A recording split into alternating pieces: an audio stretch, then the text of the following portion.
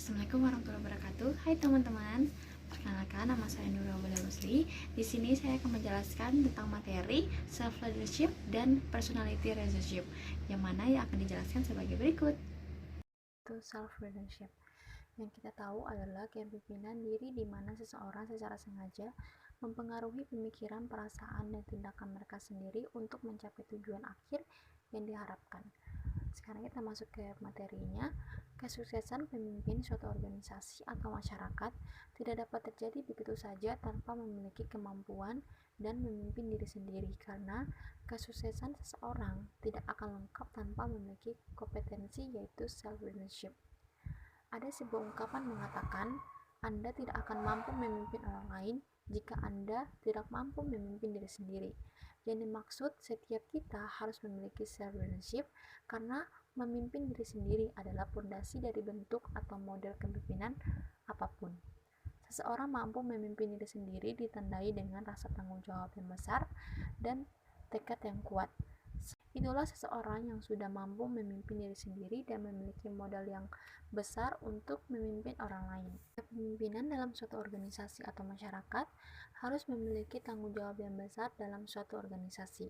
Tetapi yang kita ketahui bahwa pemimpinan pada zaman Nabi Muhammad SAW, Rasulullah telah mencapai keberhasilan di berbagai bidang. Salah satu contohnya kepemimpinan untuk diri sendiri.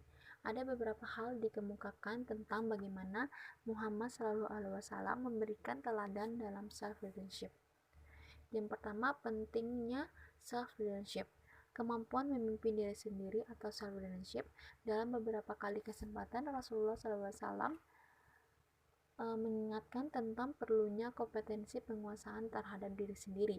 Rasulullah SAW berkata bahwa peperangan yang besar itu adalah perang melawan hawa nafsu. Itu merupakan peperangan melawan diri sendiri.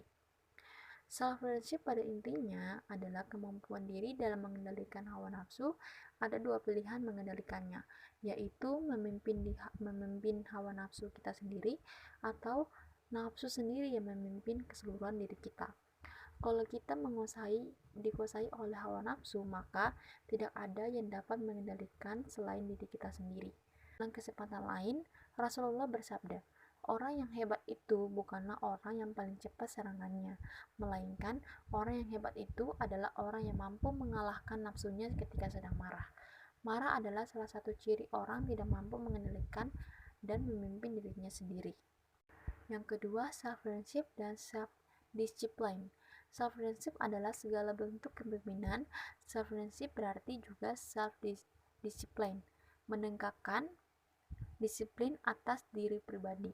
Aktivitas ini sangat berat karena berkaitan dengan diri sendiri, bukan orang lain. Dalam memimpin diri sendiri, kita seringkali melakukan self-excuse atau memaafkan diri sendiri kalau berbuat kesalahan, dan jarang melakukan self-punishment atau menghukum diri sendiri.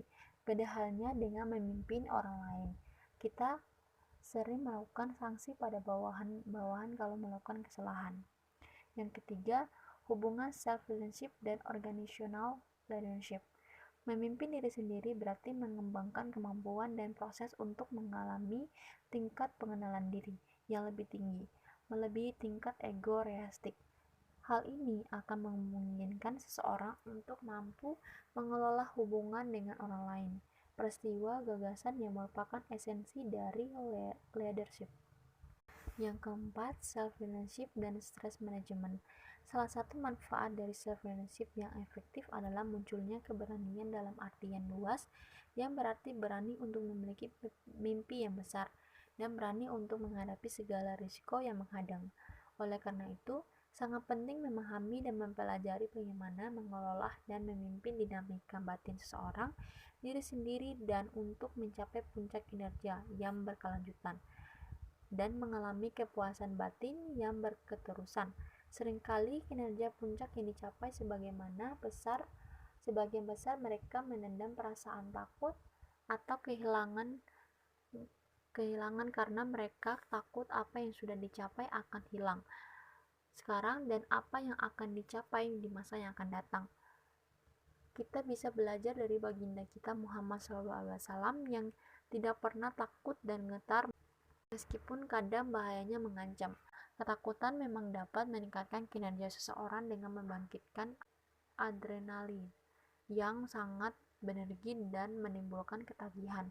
Untuk mencapai kinerja puncak yang berkelanjutan, bisa kita lakukan ubah motivasi dari rasa takut kehilangan menjadi senang mengerjakan atau joy of doing yang mempunyai chemistry yang berbeda. Yang kelima, mulai dari diri sendiri. Kepemimpinan sudah seharusnya dari lingkungan terkecil, yaitu diri sendiri.